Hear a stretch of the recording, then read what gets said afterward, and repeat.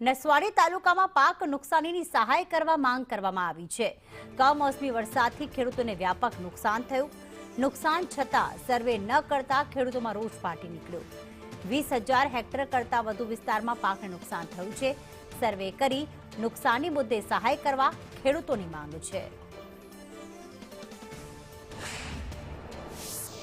આજે 7 દિવસથી આ વરસાદનો કમોસમી વરસાદ પડવાથી ખેડૂતોને નુકસાન વધારે છે।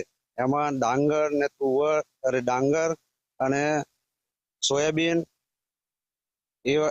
એમના સર્વે થાય છે કહેવાય, તો કપાસનું કેમ ના થવા જોઈએ એવું સરકારશ્રીને જાણ કરવા માટે આ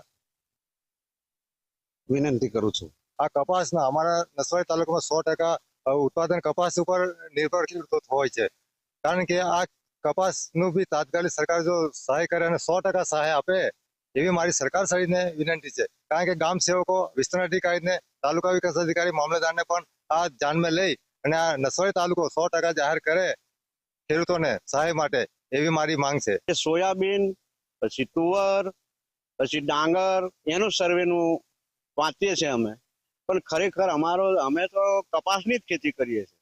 વધારે પડતું નુકસાન અમને કપાસમાં થાય છે। હવે આટલું બધું આપણે દેવું કરીને ખેડૂત 2-3 લાખ રૂપિયા લોનો લે, આજે લોનો હવે કઈ રીતે ભરપાઈ કરવી, લોકો માથે આથમીને રડવા બાઈ જાય છે। તમે આ કપાસની હાલત જુઓ। આ કપાસનું હોય સર્વે થવું જોઈએ,